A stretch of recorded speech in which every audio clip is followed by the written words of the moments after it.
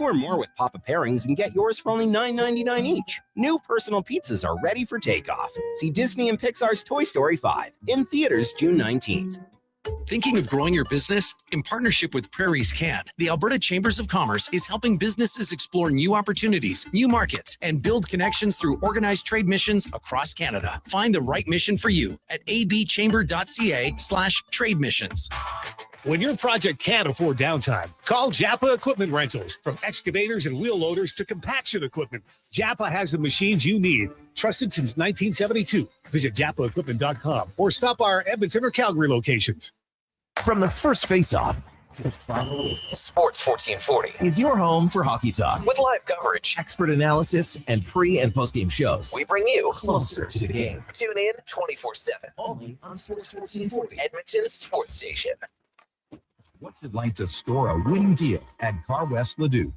Like raising the cup in your hometown on your birthday. Feel it now at Car West Leduc. Experience a vast, uncompromising selection of top-quality used vehicles with no extra fees. Trucks, sedans, vans, SUVs, and more. Backed by family-run service and top dealer ratings on Google. So when the final siren goes, you go home with a deal you'll never forget. Car West Leduc, 6514 Sparrow Drive Leduc, or at carwestautosales.com. I'm Dr. Vance Elliott. The goal of every one of the thousands of hair restoration procedures I've performed is a full, natural-looking head of hair. I work directly with my patients for the consultation, the procedure, and the follow-up, so we can achieve the best results possible. When people see what we accomplish, I don't want them to think, "Wow, great hair transplant." I want them to think, "Wow, great hair." Go to drvanceelliott.com and contact us today.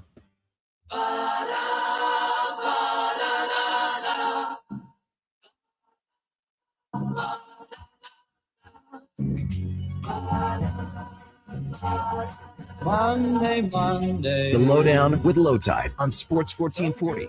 Author, musical connoisseur, sports know-it-all. Yes, a man for all seasons. Presented by Wolf GMC Buick. We're making it easy. WolfGMCBuick.com. Oh, Monday morning, couldn't guarantee that Monday you would still be here with me. Monday. Today's show, are there any quarterbacks left in the CFL after this weekend? Plus, Oilers have some walking around money. Giroux not coming. But what about Shane Wright? And the World Cup has gone wild because of Norway and England? You got it. Lowdown with Lowetide brought to you by Wolf GMC Buick on Sports 1440 and YouTube. Jason Gregor will be guest 120 today. We all also have declinations of course, wall-to-wall Oilers talk. Our show presented by Wolf GMC Buick. Get 0% financing on up to 72 months of new 2026 Sierra 1500 models. Visit wolfgmcbuick.com. Okay. We're also on sports1440.ca, iHeartRadio, and Radio Player Canada. After the show, we're on Apple and Spotify podcasts. We tweet it out on X.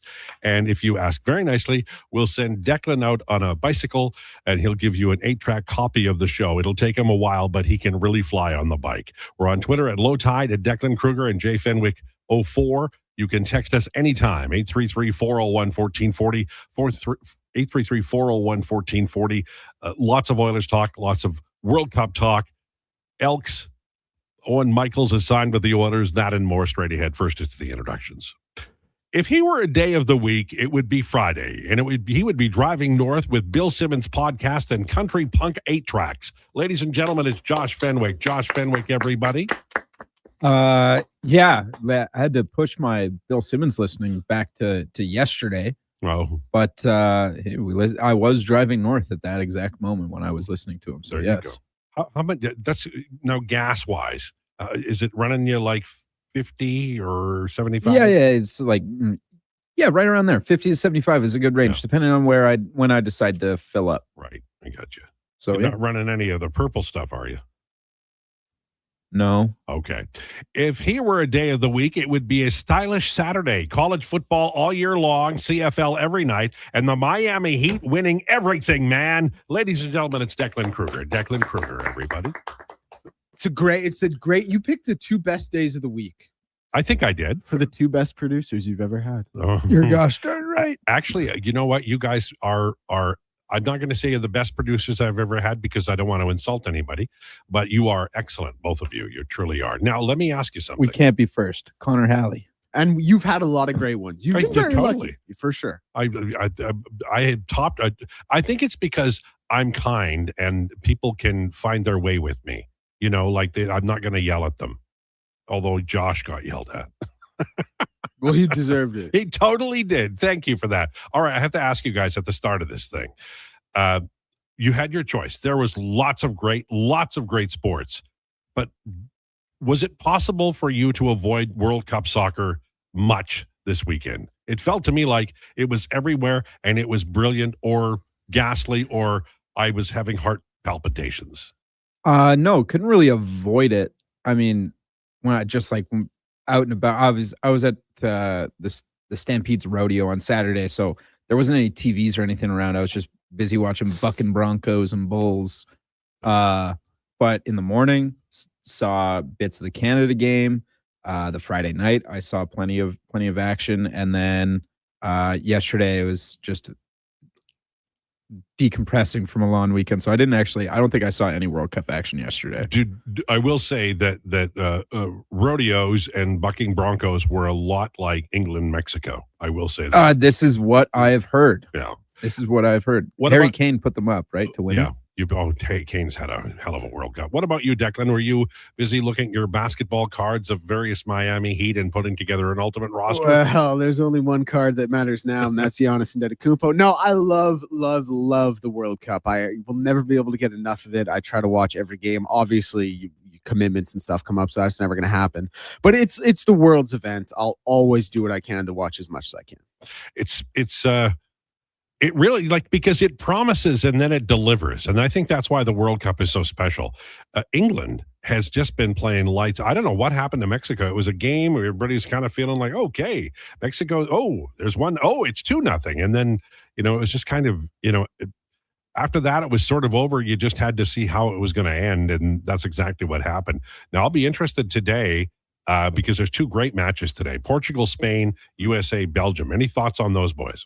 The Portugal-Spain game is a lot of fun because Spain, probably the preeminent favorite coming into the tournament, right up there with France. They have an incredible midfield. They're great on the wings, obviously, with Yamal. But Portugal's kind of like the story of the tournament in a sense, in that Cristiano Ronaldo, one of the absolute best to ever do it, but no World Cup, and quite bluntly, hasn't really performed in the World Cup knockout stages. Now, he does have that one goal he got last game via penalty. It's a lot of great storylines. The countries are obviously right there. I have a feeling Spain wins a close one. They're all close, but I think 2-1 Spain. Portugal, for the size of their country, they really they punch above their weight in World Cup soccer. There's no doubt about that. All right, a few things to talk about. Want to get to three things right away. Sean Bell is joining our radio station, and he will be our regular Tuesday guest on this show starting tomorrow at 1 o'clock.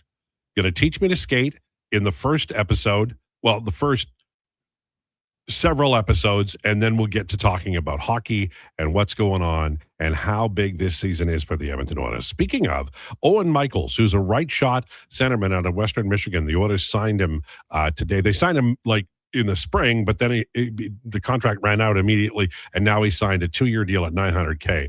Right shot center. He'll go right to Bakersfield. He's a guy that could be a factor within a year. Like, he could play NHL games next season. My scouts tell me, and there are people that send me stuff because they appreciate the show or feel sorry for me. They tell me he's a real guy and he could play. So we'll look forward to that. Owen Michaels signing his 2-year deal with the Edmonton Oilers. And my suspicion is by the time those 2 years are up, he's going to be signing a pretty substantial and handsome deal.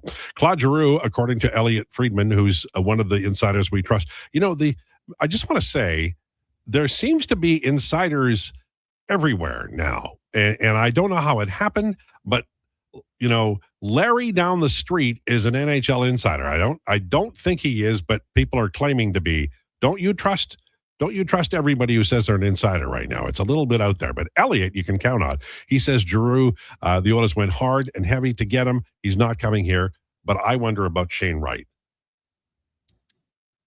What do you think about Shane? Now, I know he's been a bit of disappointment in Seattle. Yeah. But he's got all kinds of talent. I don't think he's a center, but he's got all kinds of talent.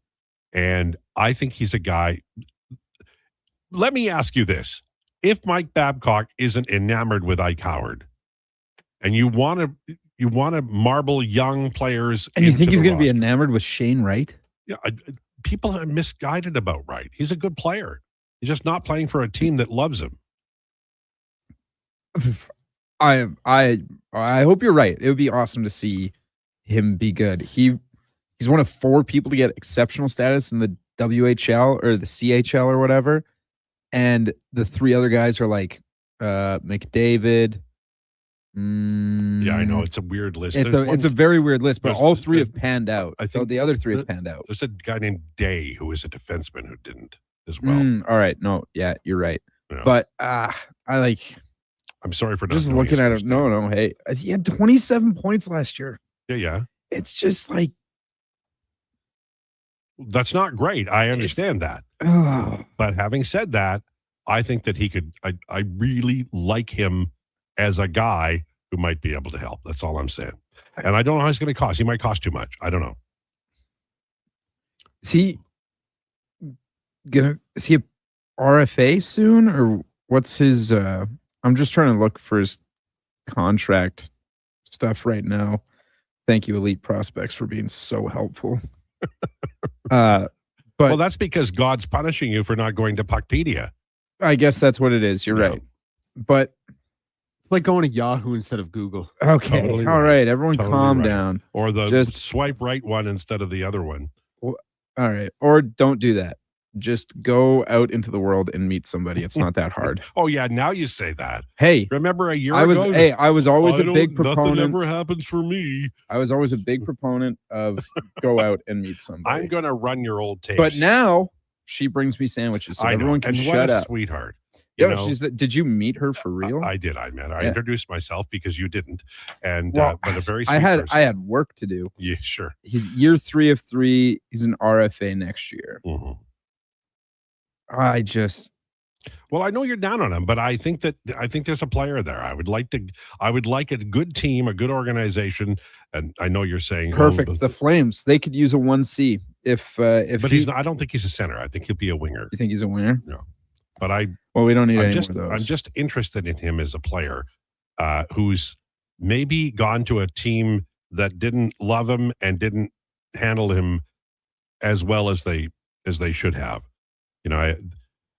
Last year he had a 55% goal share. His dangerous Fenwick, which you should know about, was 50%. Relative to the other Seattle forwards, 6% better than the other forwards on the team. And he wasn't spectacular against elites, but he was at 48%, and that's not bad for a young player. I just think there's a player there. And I think that's a guy, if you're interested in two-way hockey and Mike Babcock sleeps on two-way hockey, that's a guy you might want to look at. And I'd like to have Giroux here, but a young player who can grow with this group, just saying.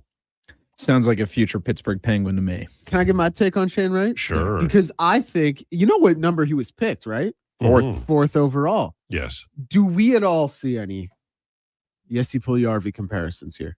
With size, with style of play, with career trajectory. I know he had what did he have? He had 19 goals, not this season, but the season before, right? He had 15 goals this year. Also, Puljujarvi had hip issues. So, I mean, I don't know that Wright's had any injury issues. No, he hasn't. No, he's just been bad. I think I don't want to use the word bust. It's a little early, but a lot of people thought he was going to go. A lot of people thought he was going to go first in that draft. Well, he did.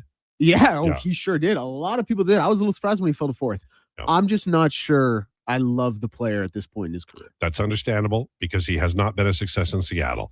But if you are looking at his underlying numbers, which includes Fenwick, so there's an intolerance for put downs of Fenwicks on this show. It's not bad. It's not terrible. I'm not saying he's the be all and end all, but if you want to add young players to the roster and you're looking for a guy who could play, we'll say top 9.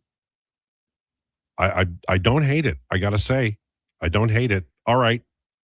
Let's move on.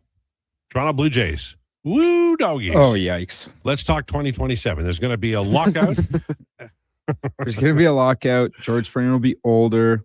Maybe Vladdy will have remembered how to hit a ball at that point. He has got to be injured. This man. There's got to be 100%. something wrong with it. Although yesterday, he had a double in the first. He's still playing, in my opinion. I think he's playing really good defensively, if not better than last year, where he was a Gold Glove caliber defender. He had an unassisted double play yesterday, also in the first. Oh, I love his footwork over there. He's one of the best first basemen in the league. No. But he's like last year, his bread and butter, essentially, it was yam time every time he got that inside fastball. I don't think he's hit an inside fastball like since April.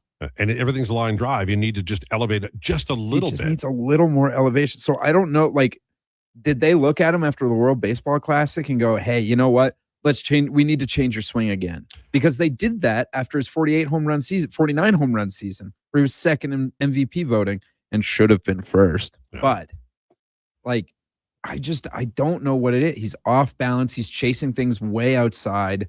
It's really, really tough over there. Simone Nemec signed 5-year deal with Calgary. 7.3 AAV. Yeah, I really like that player. Seems a little high. You're buying, buying potential, right? No, are we gonna? But also, Leo have Carlson's about to be paid 18 million sheets, right? You know what's actually crazy? When I first got that notification, I thought it was a 5-year, $18 million total. And I was like, how is this even possible for an offer sheet? Like, that is so insulting to Leo Carlsson, $18 million over 5 years. And then it obviously came down that was the AAV. Oh, man. That blew the lid off canned dog food. The NHL will never be the same again. Not ever. Oh, no. Like, I don't. I personally think that's resetting. And how about it's Mike Connolly's contract? Remember when he got 5 years, $150 million? Yeah. You know, how about Pat Verbeek? You ever feel like you are standing alone on a highway and everything is passing you going 4,000 miles an hour? That's Pat Verbeek. The league has changed on Pat while he was staring at the guide and record book, just like Ken Holland. Yeah, man. If you thought you were bad at your job in the last week, take a breather. Pat Verbeek's been around. It's all right. That AJ Greer contract looking awesome right now. It is looking great. I feel bad for him as an old. I just feel bad because it's like, it's like when my TV doesn't work and I call my kids and I go, I got 2 channel changers. Which one works on what the problem is now? And they just roll their eyes and say, what did you do? Somewhere in the Anaheim Ducks front offices right now, Pat Verbeek is calling in the analytics guy and the analytics guy is saying, what did you do? And they got to fix it. And it looks like they're going to let Carlsson go, right? And that's what I was going to say. This was an immediate overreaction after, too, to sign Minchikov to his $7.3 million I would have let AAV. him go and kept Carlsson. Yeah. Damn. But also, maybe they're just looking at their cap situation. I think they have Beckett Seneca all tied up. I think they extended him at the beginning of the year. Or maybe I'm mixing him up with Jackson Lacombe. Anyways, Jackson's he's getting like 9 points, but not it's Seneca. Looking like a good deal right now. Who's playing defense on that team? Jackson Lacombe and Minchikov are playing 60 minutes a night. Scott Niedermeyer. Okay, well, that was 20 years ago. He can still skate. I bet you he'd could be their third best defenseman right now. He'd be their only other defenseman. Well, I feel bad for Pat Verbeek because he's 62, which isn't that crazy. But overnight, it feels like the NHL became 31. Yeah, and he's 62, and he's just like, "What's this?" And it's the same thing that happened to Ken Holland. Well, I don't have to play or pay Philip Broberg because I control him. Oh yeah. Maybe the world's changing. By the way, really quickly, we didn't get to it, and I want to. You were talking Elks Nation. I know you were doing that. I thought Edmonton did not play well enough to win. I thought BC was a little bit desperate. 36-24. What's your take on that game? Yeah. I mean, I'll try not to go too in depth here as we get to break. I thought there were a lot of areas of concern for the Elks. I thought a lot broke right for BC. Listen, the Elks were probably you're never going to go 18-0. BC probably wasn't bad enough to start 0-4. What was a little cause for concern for me was just how easy BC made it look in one specific area. And that was really attacking the A-gap and attacking Daryl Jabom, the third-string middle linebacker, with James Butler. Defense corrected itself for BC. They obviously had all those takeaways. Listen, I gave like a whole hour spiel this morning, so it's tough to condense it into 2 minutes here. But there were definitely some things that were cause for concern. Yeah. Now you look at the standings and they start to make sense, right? Like now that this weekend's action went through, Saskatchewan at 3-1, we sort of expected them to be there. Edmonton is a surprise still, but at least they're not undefeated. They're 3-1. Winnipeg at 2-2. Winnipeg's doing some weird stuff. Let me tell you. What are we going to do about quarterbacks? Like, is Conrad Holloway coming back? Well, I mean, my goodness, like dial up Russ Jackson, see if he can still sling that thing. It's looking tough in the CFR. Like Trey Ford came into that game and he just looked terrible. It looked like he hadn't played quarterback in 10 years. He looked, well, I mean, and that's how he's always been. Like, he just, listen, yeah, it's Taylor Gosma came in and I like him as a player. I like him as a prospect. But yeah, if you're a backup quarterback in the league, or if you're like maybe a fringe, free agent, you're probably pretty happy with how things are breaking right now. Unless you play for the Ottawa Red Blacks. My goodness. They're 0-4, right? Yeah. And they actually, they gave, like, Saskatchewan's not as good as their record is, unfortunately. And Ottawa, like they were. Is Edmonton better than Saskatchewan? Yeah. I Say think it. So. I think so. I think right. they are. Yeah. Yeah. He thought that was going to be tough. I thought I was going to have to yell at you, and you went ahead and did it anyway. All right. So what's coming up on Declinations? Okay, we got Mama MMA today, and we are going to be previewing the return of the biggest superstar the sport has ever seen. Conor McGregor will be fighting Max Holloway this Saturday. Wow, that's amazeballs. How old is he? He is. Hold on. I think he's 36. And that's like beyond old for the sport, right? It's pretty old, and it's also older. It's a lot older when you haven't fought in 5 years. He's 37. It's a lot older when you haven't fought in 5 years, when you're coming off a broken leg, and also when you're the celebrity he is. Like, he's not a regular fighter. He is a celebrity. He's like David Beckham. Yeah. David Beckham he started as a footballer and became a bigger celebrity than he was a footballer. Then it was celebrity first, footballer second. That's what Conor McGregor did as well, except he did it in a sport where it is the highest risk possible. Right. One thing I'll give him credit for, he's been able to avoid controversy.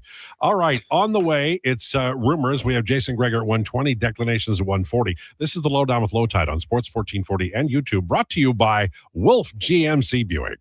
Whether you're a craft beer connoisseur or more of a wine aficionado, there's always something new to discover at Sherbrooke Liquor, a unique, family-owned, independent liquor store. The selection, incredible. The non-alcohol section is also very impressive. Sherbrooke Liquor, expert, knowledgeable staff with a passion for unique finds. More than just a liquor store, we're a community. Alberta's best, the one and only Sherbrooke Liquor. Wine, spirits, and oodles of beer. Visit SherbrookeLiquor.com. Mr. Rooter has deja vu. Mr. Rooter has deja vu. The bathroom is right over there, Mr. Rooter. Thank you, good sir. Wait, I swear I've plunged this toilet before. It was clogged with a snow globe. Am I living in a time loop? Oh, good. It's just a voodoo doll that looks exactly like me. Whew, what a relief. For a plumbing experience you'll want to relive, call Mr. Rooter. The Riverhawks are back, and the fun is too. Catch Italian Plumber Video Game Night, Star Wars with a post-game fireworks show, and kids crash the park Sunday with a poster giveaway presented by Save On Foods. Bring the family. Kids tickets from $10 at GoHawks.ca. 60 years ago, we started selling trucks as Western GMC Buick. Today, we are Wolf GMC Buick. We're still located on the corner of 184th Street and Stony Plain Road with the same ownership for over 2 decades. Our customers have trusted our family-owned, community-driven business. And for that, we are thankful. If you're looking for a truck or SUV, pop in and one of our seasoned professionals will get you a great deal, hassle-free. Come trust our team at Wolf GMC Buick. Wolf GMC Buick.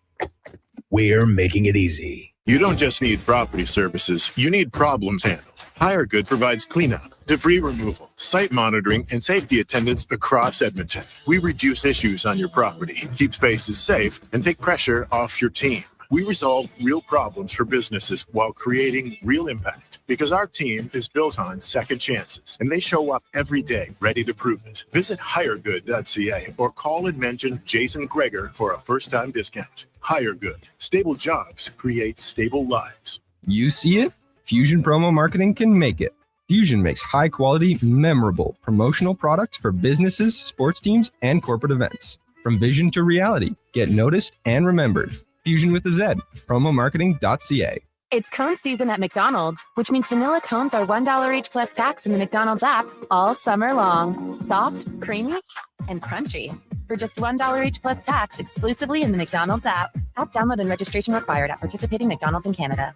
Do you have neck or back pain? Ever go for treatment hoping for a simple fix only to realize your stubborn spine is basically a science project with attitude? Hey, we get it. And honestly, we're a little sorry because great rehab does take proper experimenting. But at Leading Edge Physiotherapy, we don't just toss exercises into the beaker and hope it doesn't explode. We start with the right diagnosis, then mix hands-on care, precise manual therapy, and evidence-based technology. The formula your body actually needs. Science and skill with gratitude, not attitude. LeadingEdgePhysio.com. I'm Rick Showers from Noble RV, and 5 years ago, a lot of people bought their first RV. Not because they were really into the RVing, but because camping was literally the only thing you could do with your vacation time. You couldn't go on a cruise, travel was a nightmare. So you bought an RV and you enjoyed it. But now you have all your options back again. And that RV you bought during COVID might be sitting around costing you money. An RV needs love, care, and attention whether you use it or not, right, Rick?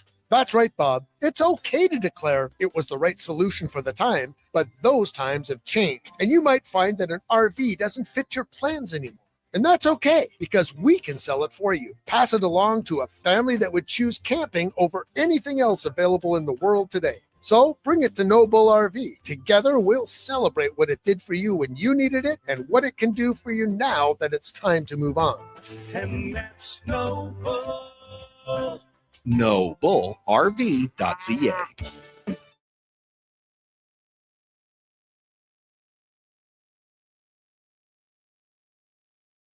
Here's the Lowdown with Lowetide on Sports 1440. Presented by Wolf GMC Buick. We're making it easy. WolfGMCBuick.com.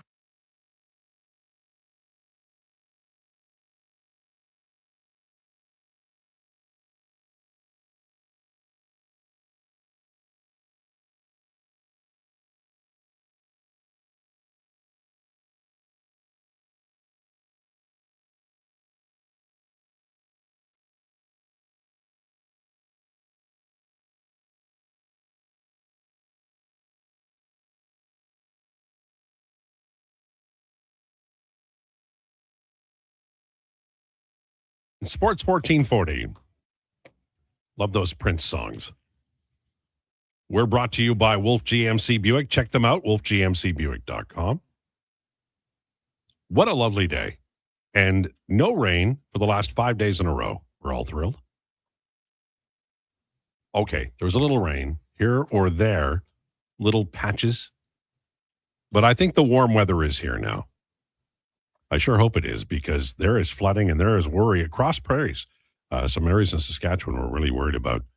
I know you guys don't care about Saskatchewan, but I really do. Oh, don't lump me in with Mr. I Hate North Battleford over here. Hey, I was at my dad's lake this past weekend. Walker Lake, beautiful place. Had to drive back through North Battleford. Yes. No one loves North Battleford more than me. That's no not one, true. no one is more honest about North Battleford than me. It's time for Rumors, brought to you by Harley Davidson of Edmonton. It's riding season, and Harley Davidson of Edmonton has your next bike waiting. Huge selection of new and pre-owned, plus test rides are available.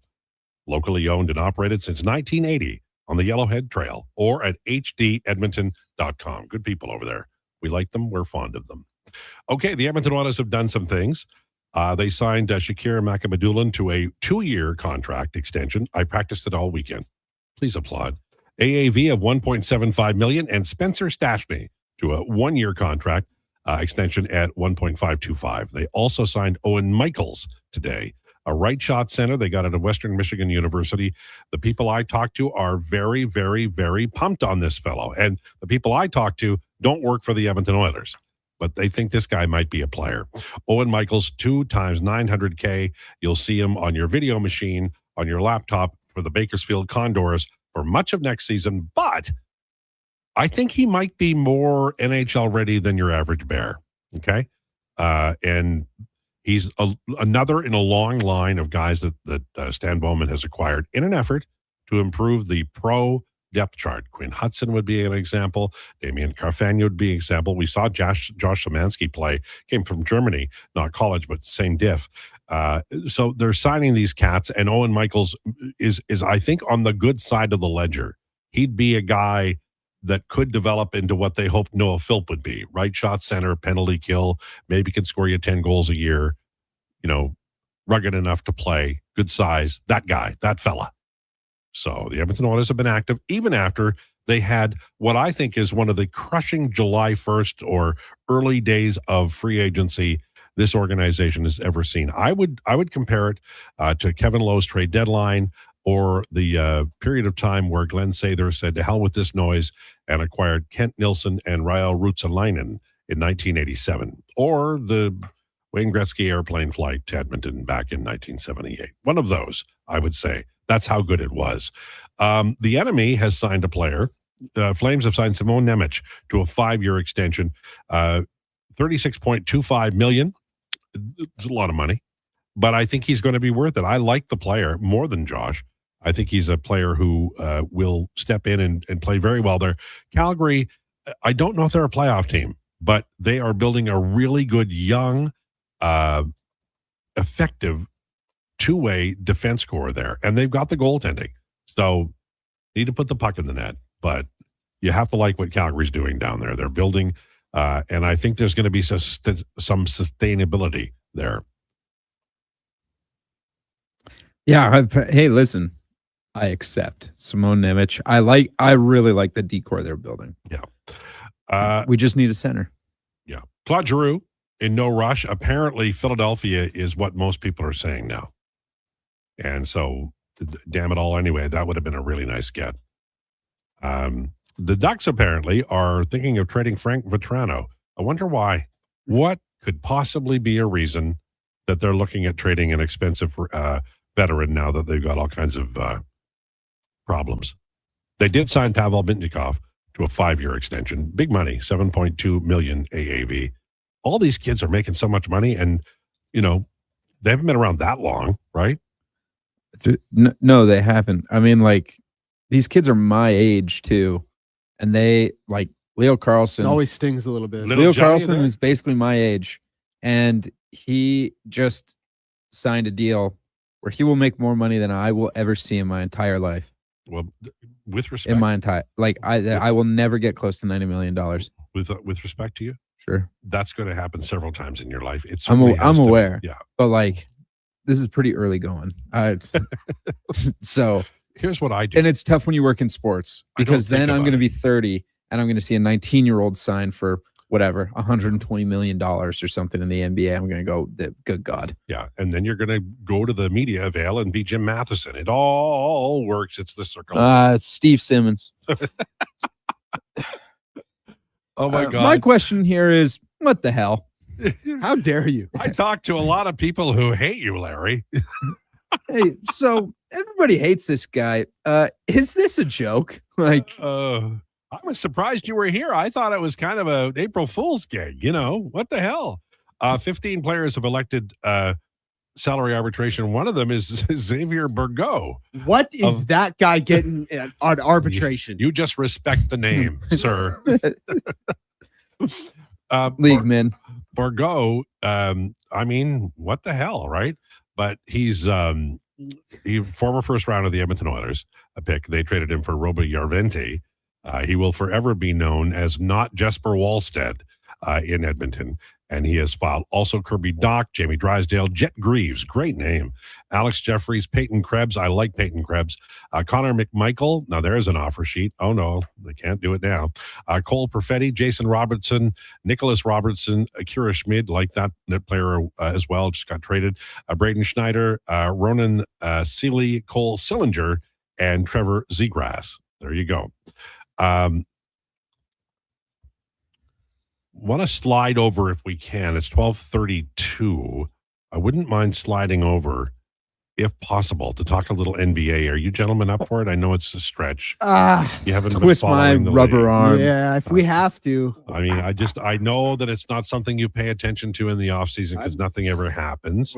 I'd rather talk about the $6 Xavier Bourgault is going to get next year, but I guess we can do this. Oh, hey, on the NBA, Yes. As we get it, nice lead off. The Sacramento Kings are officially waiving DeMar DeRozan. Wow, no, there you go. Raptors legend DeMar DeRozan, future sixth man of the Toronto Raptors. DeMar DeRozan. So they're bringing all the guys back to AC and DeMar. Are they going back or no? Oh, I'm sure DeMar will end up in like Memphis or some joke like that. The thing with DeMar, that's his thing's interesting. His contract actually, one of the very few, it wasn't fully guaranteed. They only had to pay $10 million guaranteed, I think, this year. Oh.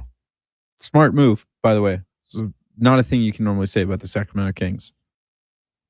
That's true. It's just every time they get good, they do stupid stuff, like the Anaheim Ducks. Yeah, evidently. Yeah.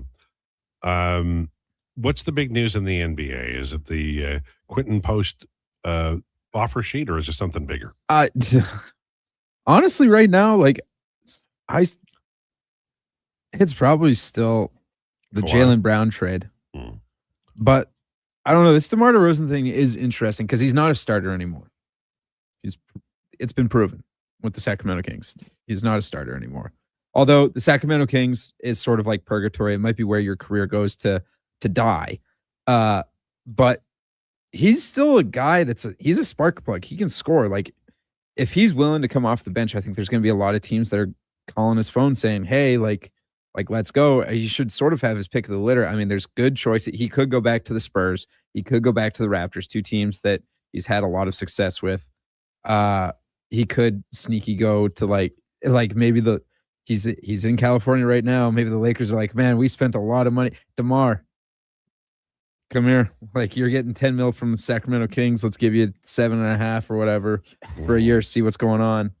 But he's just such a net negative asset at this point in his career. Yeah, but if you only play him 18 minutes a night coming off the bench, he gets you 14, maybe one super you could turn electric that into play. a positive, right? Oh yeah, like I think most guys in the NBA, if you just give them most vets in the NBA, I'm not going to say the young guys because Cam Thomas is literally a negative everywhere. No. But a guy like DeMar DeRozan, hey, we don't disrespect Cam Thomas. Sorry, I'm disrespecting Cam Thomas. If you're on a team with Michael Porter Jr. and Michael Porter Jr. is the guy that leads your team in assists, there is a problem. And Michael Porter Jr. is a forward, not the guard. Anyways, DeMar DeRozan, I think, should become a Raptor selfishly. 12:35. Again. Lowdown with Lowetide on Sports 1440 and YouTube. We didn't get a chance to get to this story last week. We didn't talk about it at all. But Boston Celtics fans were very upset when Jaylen Brown was sent to the Philadelphia 76ers. We didn't chat about it. Jaylen Brown got traded? Yeah.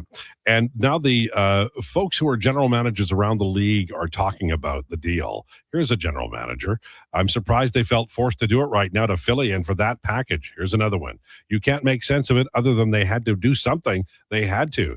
They couldn't bring him back. He wore out his welcome there, but it's a bad move. It looks bad too. They panicked and made a bad decision. Now, I wanted to ask you guys to give me your input on whether or you think that this will help the 76ers when they made this trade. Will they be better next year or will they be worse? They'll be better.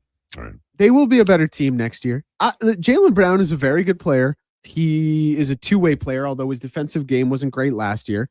He has some offensive limitations, but he's a player if you could have him, maybe not at this salary, but if you could have him in a vacuum, most teams would want him on the I have a question for you, though. Well, go ahead. I heard that the Celtics were 10 points better without him. And that's what I not only that, How is I that was about possible? to lead into that. Not only that, he's also been a net negative player in 7 of the 10 seasons he's played. Now, part of that, yes, that is a strong bench for Boston, but it's not only that, because if you're the best player, like, you're on the court so much. Like, net rating, I love net rating per 100 possessions. I think it's a great way to determine a player's value to a team. It's not like the deepest dive, most advanced analytic, but I think offensive and defensive ratings are very telling. And yes, he absolutely comes with some buyer beware. So did they get better? I think me and Josh both agree. I'll let Josh talk here in a second. Yes, they did. But there are some legitimate questions that come with Jaylen Brown. Okay. Yeah, I mean, like, I agree with everything Declan said. Bad radio, my apologies. But, like, yeah, he's going to be exciting. He's going to have, maybe this year he locks in. Maybe he's like, yeah, you know what? Boston dealt me because I'm a bit of a problem. Maybe I got to take a look at myself in the mirror. I do not suspect that to be the thing that happens, but stranger things have happened in the world. Jaylen Brown got traded to Philadelphia for the husk of Paul George and an 8th grader. Like, this is where we're at. Right. I agree. It looks so weird for Boston when people's initial reaction to the trade is Brad Stevens making the calls over there is damning as an organization, but it sounds like they were just out on him. Yeah. Like fully out on him. They're like, we can't be done. Think about his end of season media veil, where everyone was kind of like, hey, not the season we wanted. And he came down totally stone-faced and said, we are going to play a different brand of basketball next year. Yeah. This is evidently what he was talking about. Yeah. One final thing. We're going to go a little long, but I want to talk about this. As a fan of Harry Kane, what a player. I Spurs fan, so I watched him when he played there, and they never spent enough. Didn't win anything ever. They never spent enough. They had an all-world player. They got Sonny, and then they just developed players and sold them. That's what they do, and it was wildly irritating. And this is on top of English fans want to see some success. And England is not the easiest place to live. The food isn't, fantastic like Italy or France. Dentists, as soon as they graduate, they row to another country so they can work there. There's a lot about England that isn't great. But Harry Kane is a great, great Englishman. And my God, is he having a World Cup. And I just wanted to say that. You guys want to say anything about the World Cup? The stars have shown out. Holland, Mbappe, Lionel Messi. Ever heard of him? You talk about Harry Kane. What about Jude Bellingham's performance yesterday? Yep, this has been the absolute perfect World Cup for casuals. And I mean this in the best way possible. Because one, it's all been American broadcasts, which I think is huge. And then two, all the stars are showing up. So if you weren't a World Cup soccer fan, you are now because of the way the stars have showed up. It does it every time, too. Like, that's the thing about the World Cup. You go, oh, World Cup. Oh, is it a big deal? It always is. And there's always these stunning stories and I'm so happy for Harry Kane. I don't know where it's going to go. Looks like America's going to be strong. Today's games are really, really good. I'm sorry Mexico lost, but I'm glad England is through. And I'm talking about England here, but I'm glad they're through. Okay. On the way, we'll talk to Jason Gregor at 1:20. At 1:40 today, it's Declanation's Mum MMA. We're going to read your text about our conversations so far. We've been all over the map, as are you. We'll reflect that in the comments that we read and our reactions to them in the next segment. This is the Lowdown with Lowetide, brought to you by Wolf GMC Buick on Sports 1440 and YouTube. With Play Alberta, backing the home team goes beyond the bets. That's because your picks have provincial impact. Play Alberta is the only app in the province that puts all revenue directly back into supporting programs and services that Albertans rely on every day. By investing in the General Revenue Fund, every play, bet, and buy made on Play Alberta helps make a difference across the province. Visit playalberta.ca/Gregor to learn more. That's playalberta.ca/Gregor. Must be 18 plus to play. If you gamble, use your game sense. Come for Canada's largest trade shows, the biggest names in entertainment, exhilarating sporting events, and more. And stay for the experience at the Edmonton Expo Centre. Looking for the perfect place to host your next big event? From trade shows to galas, meetings, and concerts, the Edmonton Expo Centre has the space, event expertise, and service to make your next event unforgettable. With over 522,000 square feet of flexible event space, in-house catering, and operational expertise, they bring your biggest vision to life. Learn more at edmontonexpocentre.com today. Canada's men's rugby team at Clark Stadium, July 11th. Don't miss an international doubleheader as Canada takes on Portugal and Tonga battles Spain. Build the home field advantage for Team Canada. Tickets at Ticketmaster. Boxing Week is back at the Brick. Don't wait until winter. Get blowout pricing now. Save 50% off sofas when you buy the matching piece. Save up to 25% off bedroom and dining, and save up to 40% off select mattresses. Plus, get free local delivery when you use your Flexity card. And buy more, save more. Up to $500 off select major appliances. Don't miss the return of Boxing Week, only at the Brick. Exclusions apply. See in-store for details. School's almost out, and road trip season is just around the corner. But if your brakes sound like they're grinding harder than a hockey fourth liner, it might be time to visit Napa Auto Parts. Napa has all the quality parts, tools, and know-how to help keep your vehicle running smoothly and road ready. With over 85 locations in Alberta, visit your local Napa store today or shop online at napacanada.com. That's Napa know-how. Legacy Heating and Cooling is serious about cooling. In fact, we offer multiple ways to cool your home. So you better Call Legacy. Call Legacy. If you're looking for traditional air conditioning, we got you. Call Legacy. Call Legacy. Or ask us about a heat pump to help you heat and cool. Call Legacy. Call Legacy. Cool with AC or cool with a heat pump. Cool your home with Legacy Heating and Cooling.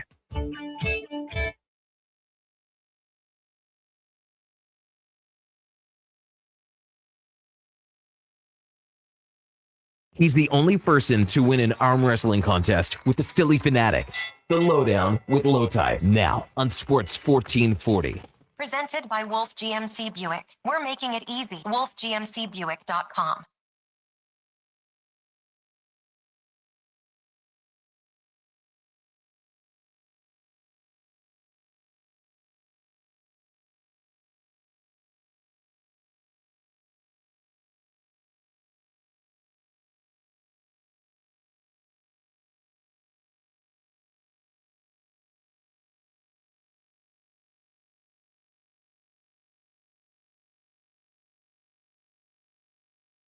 This is the Lowdown on Sports 1440 for Wolf GMC Buick. 0% financing up to 72 months on select new 2026 Sierra 1500 models at wolfgmcbuick.com. Who sang that song? Was Taylor Swift. I really like that The song. recently married Taylor Swift. Yeah, she got Congratulations to Paul her. McCartney to sing at her wedding. Who sang at your wedding? Stevie Wonder. Not bad. Nina Simone and Peter Gabriel. None of them are living Beatles, though. Just saying. It's got to be pretty cool. I mean, I know that people were dissing it, but you've got the pull to get Paul McCartney to sing I Want to Hold Your Hand for the first time since 1964. That's a get. C-grade Beatles song. It is not a C grade. Who said that? Twitter. Oh, okay. Woo. I'm just hoping I can rage bait you with some Twitter. Oh, forget about it. Although She Loves You is also, that would be an A1 as well. That's a great song. Brad says Oilers need speed, and size. Well, let me tell you, Brad, I would tell you that on the weekend, I wrote an article. I'm very proud of it. I actually did some work. It's not research, but I actually looked in some nooks and crannies and asked some people and sent, stuff out and said, hey, listen, what do you think of this fellow? And they may have a guy. And we won't know because he's only ever played in the AHL and then in Europe. But based on the information that I've gotten about him, this is a guy. Now he's probably going to start in the AHL, and he's 29 years old. But Edwards Trollmox has legit size, legit speed, and he can score goals. He's 6'4", 210. No, 6'4", 225, and he can score goals. 26 goals in the AHL last year, and you're going, come on now. I'm not saying he's going to be playing with McDavid. I am saying if you need speed and size and some scoring touch in the bottom six, this guy's like $800,000. He might be able to help you. And I agree with you. They need some speed on this team. I think they were aware of that when they went marching out and found some players. They got some nice defensive skaters. Shea and Shakir definitely are guys who can skate. Very smooth skaters. And the forwards that they acquired too can skate as well. So I think maybe the Corey Perry era in Edmonton from forwards is no longer there. They've got some guys. So that's good news if you're an Edmonton Oilers fan. But I agree with you. They did need speed. I think they've found some.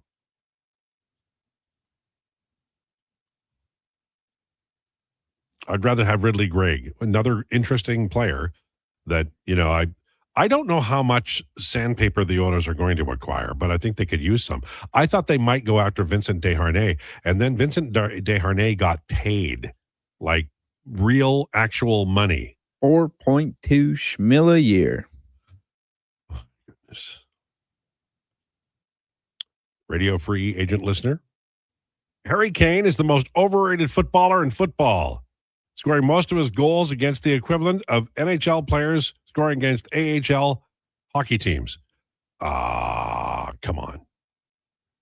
Yeah, like, I don't know about that. He was scoring against the Big Six at a pretty regular rate when he was playing at Tottenham. He's played 94 games in the Bundesliga, and I think he has 98 goals. Like, I watched his whole career at Tottenham. He was an outstanding player. Like, the hardest thing in the world to do is to score goals in hockey, unless you play soccer. And then it's even harder, even with the big net, because you have to run until you're near death to get near the net. And then you got to put it in. And there's 18 guys trying to take off your heels. That's one thing I'd always forget in the 4 years, actually, too, because I watched the Euro, is how really, really, really angry and physical and nasty and mean, dirt mean, this version of soccer is. The guys are getting really, and I understand they flop. I get it. I understand. Paraguay, I think, are the best at it, but I stand to be corrected. But no, it's been a great World Cup, no doubt about it. Any word on Colton Dock if he's coming back? They haven't signed him yet, and it was, I think, at least a little bit of a tell that they signed 2 RFAs yesterday and they didn't announce him. They've got too many players, but I don't think Dock would be the guy to go. He doesn't cost anything. Unless there's a team that really would overpay for him. But even there, I wrote in my blog today about what I think the lines should and could be. Do you want to hear them? Everybody excited to hear my lines? I'm so excited. You know, because it's like July, and what else would you do, right? Okay, I've got McDavid with Savoy and Hyman. Nice. I've got Draisaitl with Podkolzin and Howard. And then I had Giroux in this group, but we'd have to put somebody else there. And Nuge and Joseph, and then Dickinson with Frederick and Kapanen. Kapanen probably moves up. But I will say this, that if they sign Giroux, then one of Doc or Howard wouldn't probably be in the starting lineup. Maybe they'd be on the team, although I think Howard would be in Bakersfield. Howard's not a sure thing, and I don't mean that in any disrespectful way, but based on what the people they've hired already and what they're saying, which is if we sign anybody, it would be a skill forward, then I think they are open to the idea that Howard starts on a third line with, say, Nuge and somebody. Declan is leaving the room. Yep. He did not like your lines. He stormed out. I feel that. For those of you that aren't watching on YouTube, Sports 1440 AM, yeah, he stormed out, slammed his fist down. He's like that. Went away. Did I accidentally talk through declinations, or I thought that was the next hour? That is next hour. You're All good. Right. Okay. You're good. If he just comes back with a cup of coffee or a sandwich, I'll feel I bet you he comes back with a sledgehammer. No. I bet you he's coming back with a zero sugar pop. I don't think it was the one that I was about to say. I think it's like Orange Crush. Okay.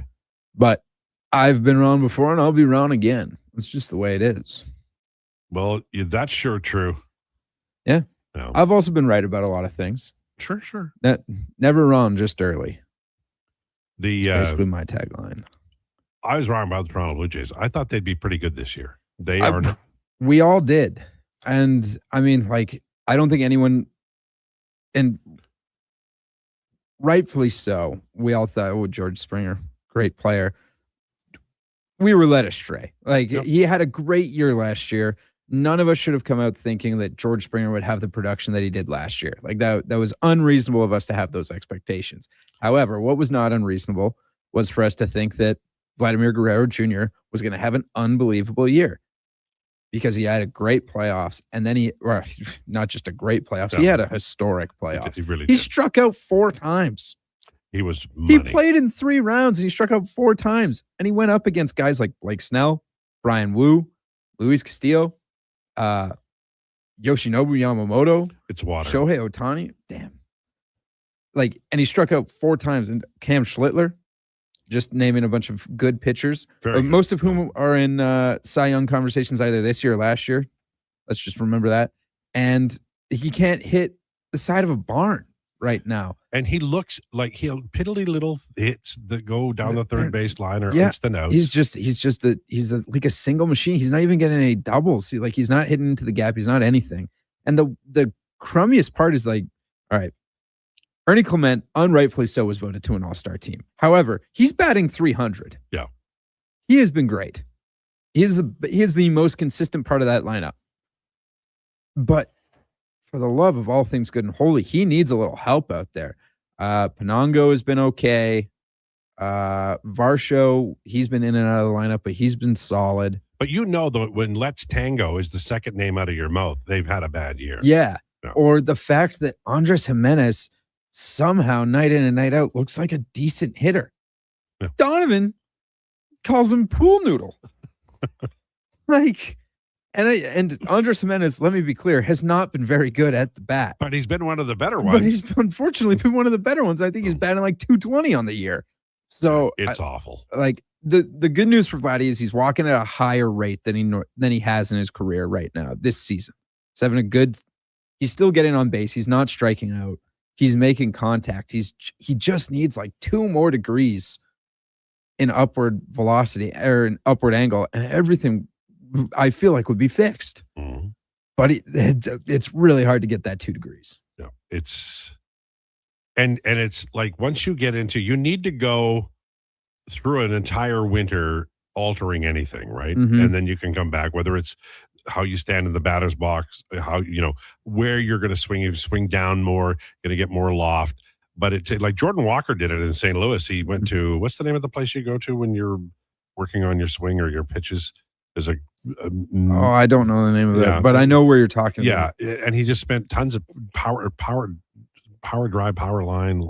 Oh, power line sounds right. Right, something like that. Anyways, he went there and he had altered it, and he hit his 20th home run on the weekend. And like Vladdy he's like Junior Caminero. He's got a flat swing, but like Junior Caminero's hit 25 home runs. Something like that. He's had an unreal stretch of games and here. I think Vladdy has as much power as he does, if not more. Right. So, and he was never juiced like people are saying. He played in Buffalo one year and he hit like a bazillion home runs. Okay. This is a Junior Caminero thing, right, for fun. Only one player, and this was on July 4th. Only one player in MLB history has recorded the following over a 10-game span: a 375 plus batting average, 10 plus home runs, 20 plus RBIs, 9 plus team wins, and that player was Junior Caminero. Amazing. Over his last 10 games as of July 4th. Absolutely amazing. He is such a fun player to watch too. He just honestly, I don't know if he's going to play when he's 37 because his hips are going to come out, But if he plays until he's 33 and launches 500 bombs. Yeah, he'll be a Hall of Famer. I don't think the Rays would be like, oh man, like we wish we had him when he was 35. Like, I think they'd take that guy because that's a guy that you build around. That is a premier. Yeah. All right. Hour number 2. Tell me, because I do my prep and I do what we talk about. Mm-hmm. And we've talked about the Oilers. We've talked about the Elks. We've talked about the World Cup. We've talked about the Jays. We've talked about whatever else. What have we missed? We haven't touched on Brad Pitt. Well, I'm thankful for that. There's sometimes, when you are blessed, and I feel blessed. Well, that's good. I'm glad you're loving life. Yeah. All right. We'll figure it out. We got 5 minutes. Okay. Well, Declan's on the way with an update. Mm-hmm. And then coming out of the break, I think we'll talk a little bit more about the Oilers and maybe we should do a little bit. I know people are sick of the offer sheet, but can we talk about what the offer sheet means for every NHL team? I would love to do I want to talk about what Jason Robertson could get at arbitration. Well, right now, he better get his money. I don't know, right? Like, they'll sign him before it, right? You would think, but it doesn't exactly seem to be a match made in heaven there right now. He wants to be there. Like, he does not want to go anywhere. But he wants more than Radnan or Radnan-esque money. This is like Danger Will Robinson for Dallas, right? What did I actually got a question I'll give to you guys next segment. All right. Do you remember what Jason Robinson rejected from the Kraken? Was it 15 a year? It was 8 years, 15 in mil AAV. All right. That seems like chump change now. compared to what Leo Carlson's getting. But respectfully, Seattle is kind of where you go to. Right. They're the Sacramento Kings of the NHL. It's Desolation Row. There's no doubt They're about like it. better, but yeah. For now. Well, they just did it wrong. They wanted all defense, and you got to score at least a little bit. That's all why right. they have Bobby McMahon. Jason Gregor on the way. Also, Declinations in hour 2, and a big question from Declan as well. Lowdown with Lowetide brought to you by Wolf GMC Buick on Sports 1440 and YouTube. It's time for an update with Declan Krueger. This is a Sports 1440 update. Brought to you by elksnation.ca for the best green and gold coverage online, articles, podcasts, and more. Go to elksnation.ca. FIFA World Cup about to get going in just a moment's time here with Portugal and Spain. The winner of that game will advance to play the winner of the USA and Belgium. That game tonight at 6 o'clock. MLB action right now in the bottom of the second. Royals lead the Phillies 6-1. Yankees and Rays up at 4:40, and the Blue Jays will be in action out in San Francisco taking on the Giants. Gosman on the bump for them. News from around the sporting world. The Flames have signed defenseman Mo Nimick to a 5-year, $36.25 million contract. Jason Robertson, Trevor Zegras among 15 players to file for arbitration this morning in the NHL. Roy Hachimura joining the LA Clippers on a 2-year deal, and Quentin Post signing a 3-year offer sheet with the Memphis Grizzlies. I'm Declan Krueger. This has been a Sports 1440 update. Sports 1440, Stingray radio station. CKJR broadcasts from West Edmonton Mall and Wetaskiwin. Download the free Stingray music app and listen wherever you go.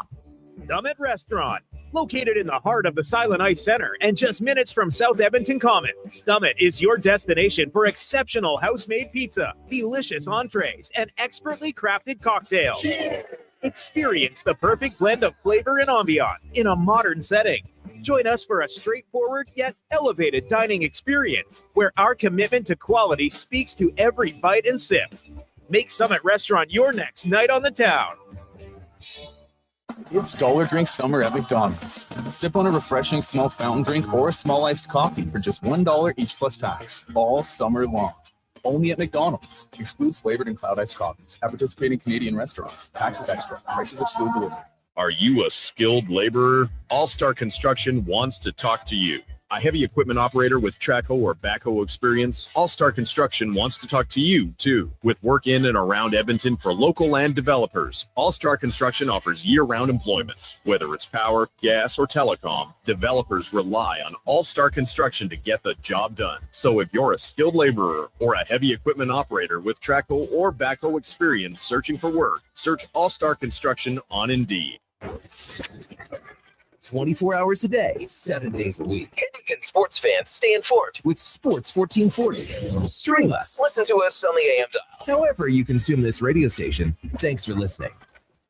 Hi, Edmonton. The legend has been reimagined. Check out the all-new 2026 Subaru Outback. With Subaru's legendary symmetrical full-time all-wheel drive, impressive cargo versatility, advanced safety technology, and an IIHS Top Safety Pick Award or higher for 17 consecutive years, the Outback delivers confidence wherever adventure takes you. Whether it's the daily drive, the mountain getaway, or anything in between, the all-new Outback is built for the journey. Test drive it today at your local Subaru dealer. Welcome to Uncommon.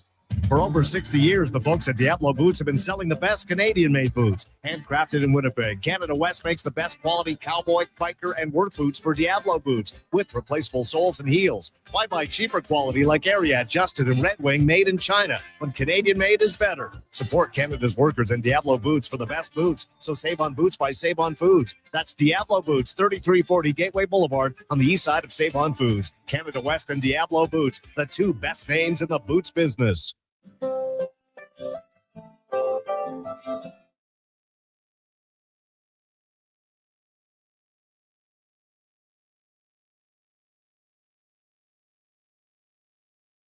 Breaking down the fine art of sports, one rep at a time. The Lowdown with Lowetide. Thanks for checking out Sports 1440. Presented by Wolf GMC Buick. We're making it easy. WolfGMCBuick.com.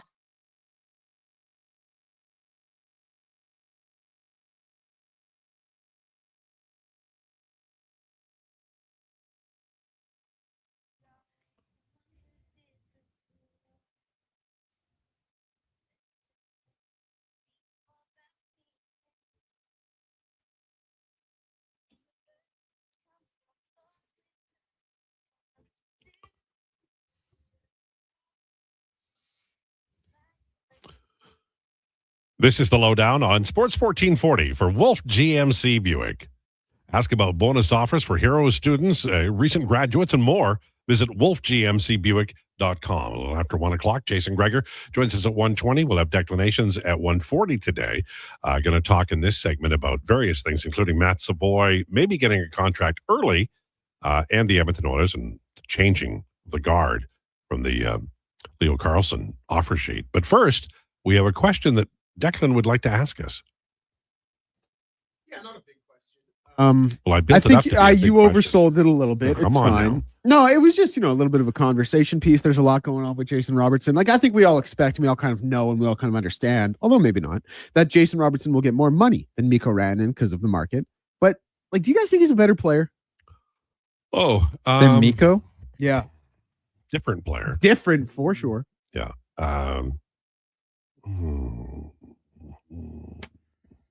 What's the age difference?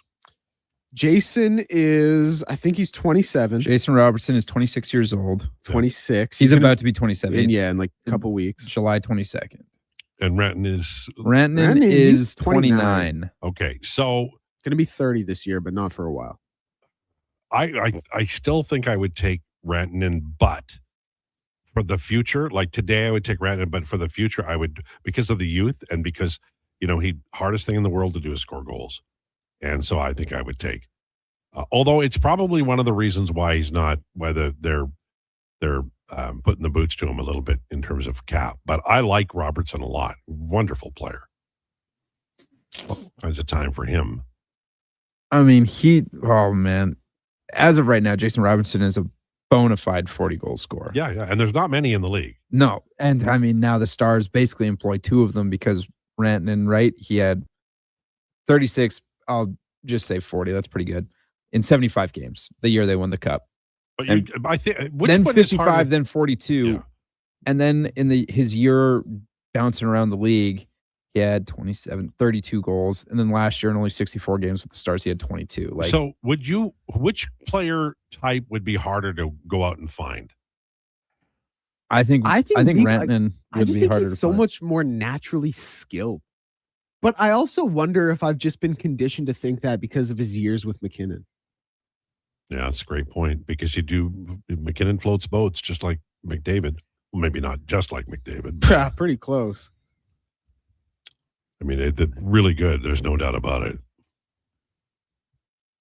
I think it's harder to find a guy like Rantanen, but also 40 goal scorers don't grow on trees. Nope. And he's in that second half And of he's- 40 goal he's scorers. young. Like he's kissing 50. Like he's getting close. But at 26, you said, right? At 26. Yeah. He's again, let's just say 27 for the sake of I argument. think I would because- take his future over Rantanen because Rantanen's got some miles on him.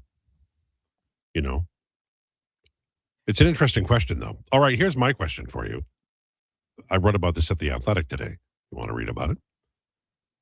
Matthew Savoy, he had not just a sneaky good year, but a very good year. In the second half of the year, like this past season, he was on a trajectory that could put him as legitimately as a 50-point player. When he played with McDavid against the Leafs, they were on the ice against the Leafs, they delivered really good numbers. So when we're talking about, offer sheets and players coming out of their entry-level deals, getting more money, Maverick Bourque would be an example of recently.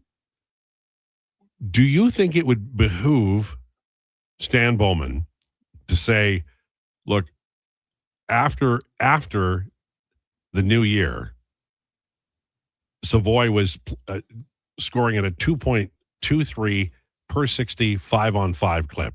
That's really good. So do you think it might behoove them to go sign him now to what looks like a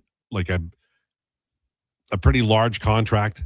Or do you think they should wait until next summer when we don't know what will happen because the world as we know has ended after the Leo Carlsson offer sheet? Oh, you're okay. Let's say it was 4 times 4 before the offer sheet, and now it's 4 times 5.25. And next year it might be more. What do you do? I'm doing it. For 4 by 5.2? Yep. Yeah, I'm doing it. I like with the rising cap and the way That all number of doesn't scare me anymore. the rising cap. Okay. Well, I just think this is now the new world order. Younger players are going to start getting paid earlier. This is literally NBA. And I think his year proves that he can do it again. This isn't Kata Yamamoto. He is bigger than him, and he's got a real great brain, and he can play with McDavid. Well, he can do more, right? Because again, like we mentioned, he didn't really turn it on until after the Olympic break. Yeah. He was okay, and then it was like, oh my God. Yeah. And he was just penalty killing and playing fourth line early in the year. Exactly. And then he moves up to McDavid's right side, right? Mm-hmm. I'm not wrong on that. No, left side. Left side. Yeah. Yep, you're right. Okay. He moves up to McDavid's left side. And you're like, man, this is gangbusters. And then obviously, like the playoff production, he fell. He's a rookie, first playoffs. Oh, sure. Yeah, that's gonna whatever. But solid two-way guy. I think next year he's gonna get to 20 goals. 5.2 is probably a steal because if you wait longer, I think his price tag goes up to probably like 7. Yeah, I think I agree with you. Once he's now I'm a little scared. If he gets up to 7, well, you Boy can't 7 let sheets. him get to 7, which is why you got to sign him at 5.2. That's the Maverick Bork deal, Yeah. basically, right? That's fair. So if you look at him and say, hey, 5.2, he's obviously within his rights to say, well, why don't we just wait until after the season? Or I'm not going to sign anything until after the season. Obviously, he's gambling on himself that he has a good year. And obviously, the Oilers are hoping that he has relatively similar, if not worse, production from the business standpoint, although they would like him to have a better year. But you can't let him get to 7 because if he has a full season of what he was last year after the Olympic break, that I think he would inflate to about 7. I also just think respectfully to Matt Savoy, who I like and who I just said I would give 4 by 5.2 for. I do think the market on him would be a little bit cooler than some of these others because of the McDavid bump. Oh, sure. Right? Absolutely. So that's why when we throw out numbers like 7, I'm just saying, like, I don't see any team offering that. And that's why I don't see Edmonton having to offer that. And also, what the reason I wrote the article, and the reason I've been thinking about it is the Edmonton Oilers have paid through the nose for guys who play. Oh, you're playing on the wing with McDavid for 30 games? We'll give you a huge contract, Zach Cassian. And they've done it over and over again. And I think that in order for them to get value on Savoy, who can play with McDavid, then you sign him now.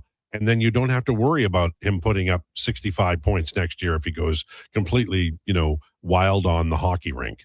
So I'm liking that, and now I would like it less often. As Declan said, if it was 7 next year, then that's something you might want to fade a little bit. Mm-hmm. Yeah. But also, I think there's a difference in the way that Zach Cassian plays the game of hockey versus the way that Matt Sure. Savoy plays the game of hockey. Yeah, he plays it worse. But just Yeah. don't pay a lot of money for a guy because he's been zoomed Oh, by yeah. McDavid. Don't give him That's my 7 point. right now. Like, obviously, if next year ended, I will stand 10 toes down that I think that number will go to about 7. And I think that's what guys like Savoy would go for. And we can agree he's not an offer sheet. Nobody's going to offer sheet Savoy. I don't think so. Oh, I don't. But I don't think we can count this out. Philly, like, Philly has no picks left.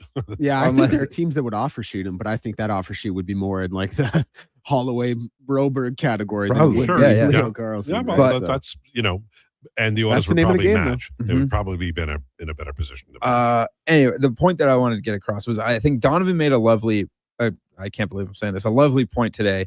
I think about Anthony Mantha, but whatever. Did we say something on this show that was positive about Positive about Donovan Did we because not agree that it was never it happened? helps push my agenda forward. So Okay. this is what I'm going to say. And it's that I think it was Anthony Mantha, but I can't remember who, but it's like playing alongside, if you have production alongside Wayne Gretzky, or not Wayne Gretzky, good God, Sidney Crosby, who is an incredible hockey mind, is super smart. If you are able to keep up with the brains and skill of a guy of the Sidney Crosby, Nathan McKinnon, Connor McDavid ilk, you are probably able to warrant a larger price tag because smarts don't grow on trees. Everything else you can improve, whatever, but natural hockey instinct, you can't.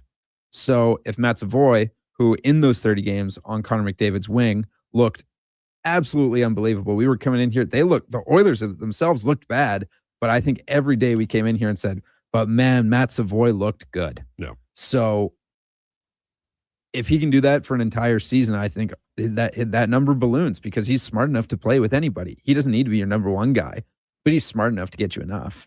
Nick says, any thought on the Doc contract? Could he be the RFA that they make a long-term bet on? That's why it's taking longer. I don't know. They don't have to, but I mean, I think they like him. They should. He played really well. And I don't think he has a huge injury history or anything like that. So, but I don't think they have to like go to the wall for a big contract right now. Not sure why they didn't sign him as part of the group, but maybe, housekeeping. I mean, they've been busy, right? So Savoy is the new Eberle. I think Eberle could push the river a little more than Savoy can. That's just my opinion, but I'd have to look at it. Eberle was he and Hall were a dynamite combination, but he could do some things that a lot of wingers could not do. I think you sign him right now, and you likely won't have to throw in the NMC, right? Oh my God, yes, Stocking Corpse. Oh, that'll be in there. Come on, man. Full no move. By the way, I think Doc would be like 2 years, 1.75. Maybe it might even be less than that. Have to look at it, but there's that AFP or APF or whatever analytics. They always have the estimations on contracts. It's really good. What do they have for Doc? Oh, well, you guys chat and I'll look it up. Doc, good guy, hits everything that moves. He fills a role, man. This is just classic, like talking. But here's the thing: let him know you're there. Yeah. Here's the thing, though. Like, I'm not, dude. That's a man's man right there. That's a player. I don't think I'm, ever giving Colton Doc too much term. Colton Doc, projected cap hit, 2-year deal, AAV of 1.175, according to AFP analytics. Hey, that's exactly what you said, right? No, I said 1.75. Oh, yeah.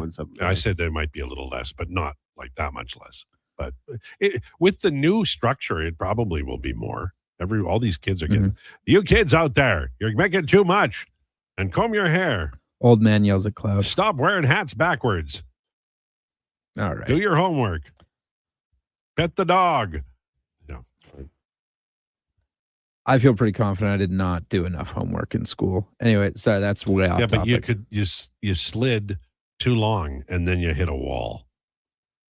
You could walk in and get a good mark, and then all of a sudden you couldn't, and you're like, no, that is not true at all. Actually, then you're not me. I was blessed. Just that, like, I did not do enough studying, but I don't think I studied for science once in the entirety of high school. I can't believe that. Yeah. I don't think I studied once in the entirety of science in high school, and I graduated all 3 classes with probably an average of like 93%. Okay, well then, I was really good at your chemistry. Mom and dad's brain, so good for you. It was just science 10, 20, 30. It wasn't like you didn't take chem or physics or bio? No, I didn't want to do any of that. Do you guys take German? Radio was already in my future. You knew. Sprechen Sie Deutsch?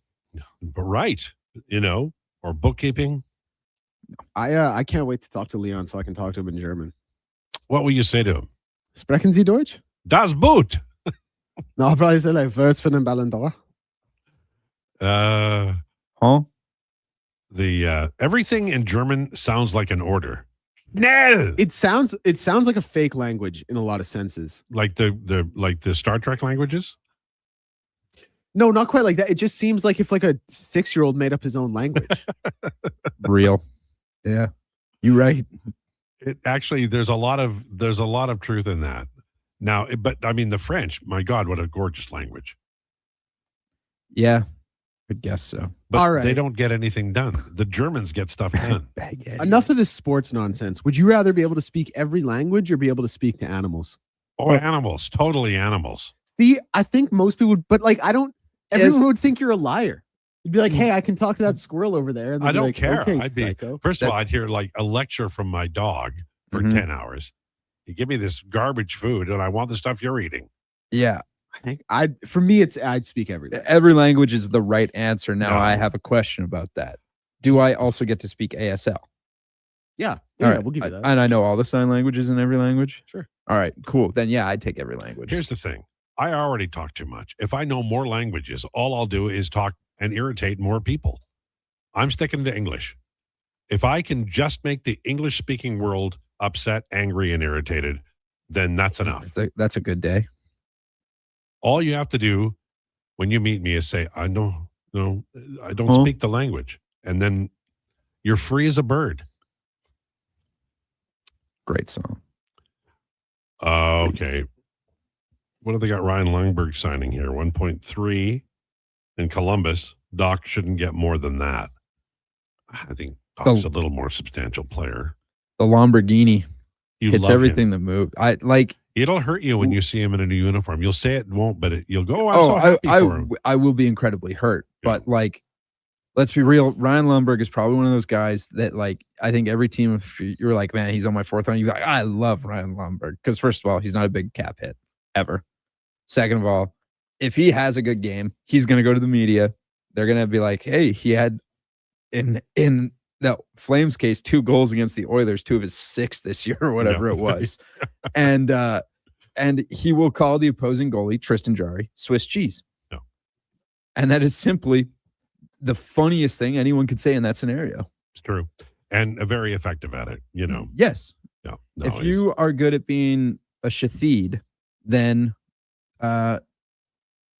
then you're good at doing that, you know. Takes one to know one. Yes, it does. All right. Jason Gregor, is he in the building? Because he was He earlier. is, yeah. I saw him earlier. So we'll hopefully have him live and on camera here in 2 Shakes of a Lamb's Tail. This is the Lowdown with Lowetide on Sports 1440 and YouTube, brought to you by Wolf GMC Buick. 60 years ago,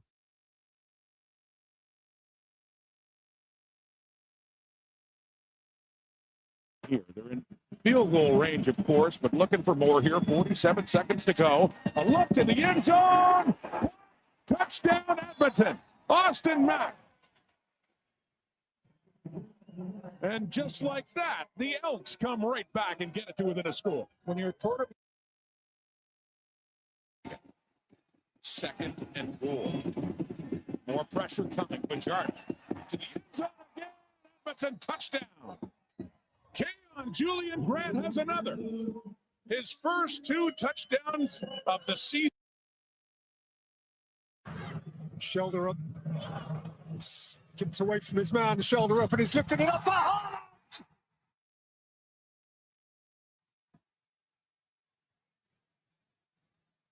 He plugged it again. Norway leading New Jersey with barely.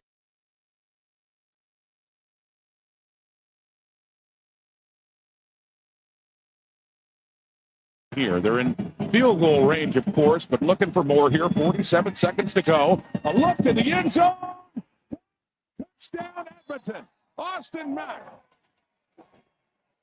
More here. 47. They're in field goal range, of course, but looking for more. Field goal range. Here, they're in.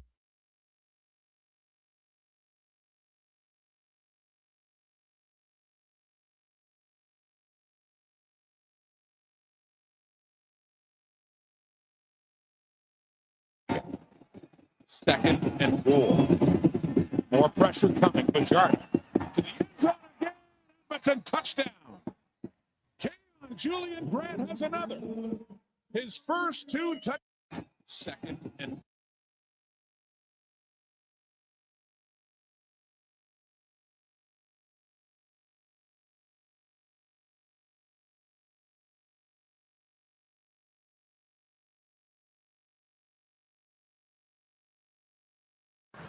Shoulder up. Skips away from his man. Shoulder up. Skips away from his man. Shoulder up, and he's lifted it up. He plugged it again.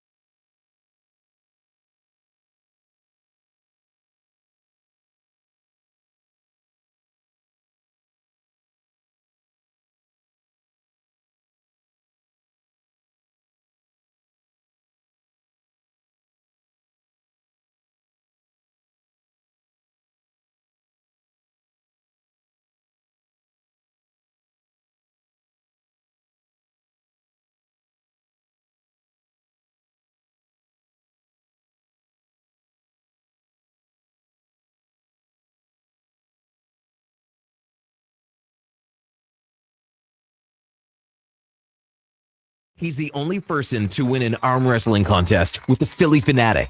The Lowdown with Lowetide, now on Sports 1440. Presented by Wolf GMC Buick. We're making it easy. WolfGMCBuick.com.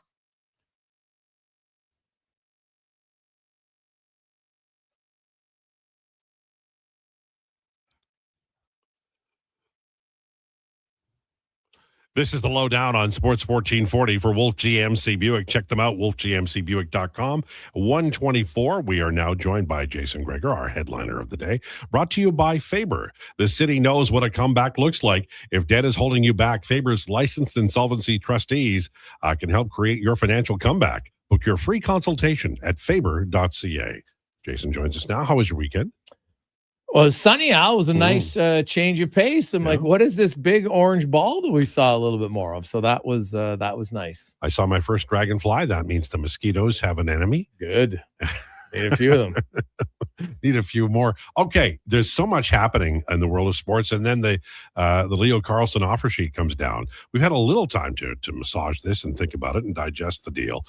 Two things: do you think they'll match? And secondly, what kind of immediate impact, might this have on young players? Maybe like a Savoy signing early, or maybe arbitration for Robertson, that kind of thing.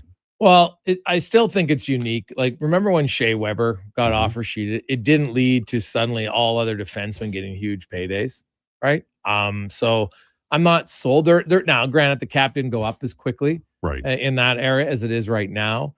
I think that, you just look at some of the deals. Like, he's a 67-point player, and I really like the potential of what everybody thinks he's going to be. But until you're a 100-point guy, you're just a 67-point guy, right? Like, it doesn't guarantee that it's just automatically he's going to be that guy. Maybe he will, right? It's an overpay. Like, let's at least admit that it's an overpay. I understand the strategy. I don't love it. Like, to me, like, even at 16 mil, I could have absorbed it better. You know what I mean? Like, it's just that at $18 million number is really hard to absorb, I think. And now, like, I just look at that Minchikov contract. What the hell is that? That's a mess. Like, this guy's got 22 points. No. 22. Like, what? How is, like, wow. So, they put themselves in a bad spot. Yes, like this. Even worse with Minchikov. 100%. So now you've got, like, just under $10 million if you match Carlsson to sign Cutter Gauthier.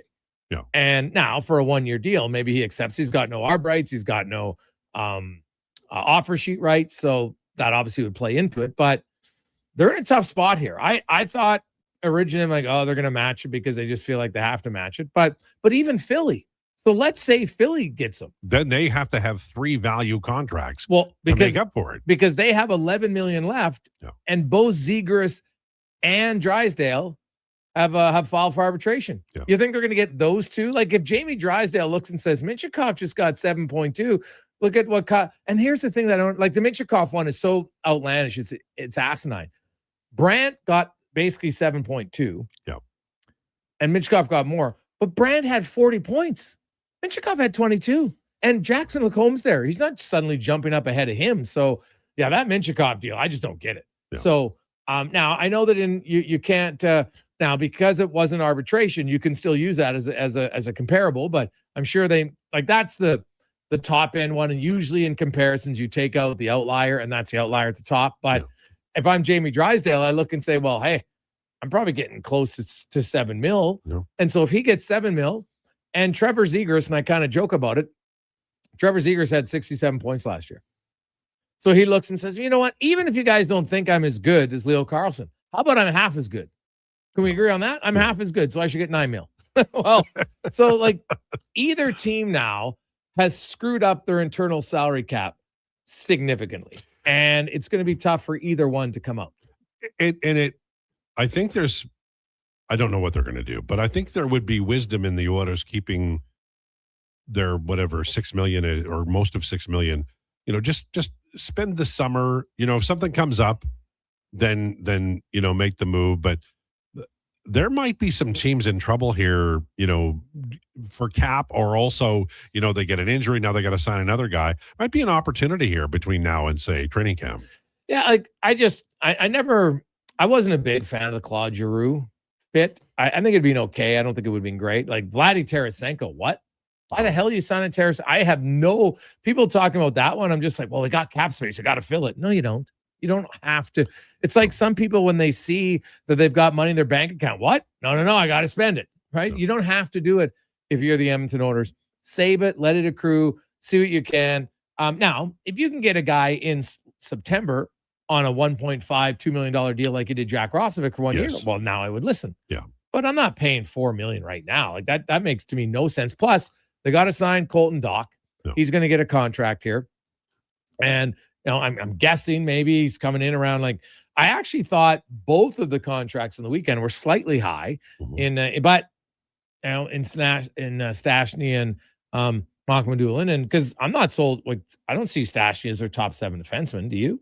So I think he could be a number 7, but he could also be out of town. Like I don't know if he's going to be on the team. Well, he might clear waivers. Right. He's going to have to clear waivers, and I watched him last year. I'll be honest. I think Alec Regula has more long-term potential than Stastny because at least he's got size. He's moves the puck, right? Like I saw Regula and because he basically hadn't played in a year and a half. Yeah.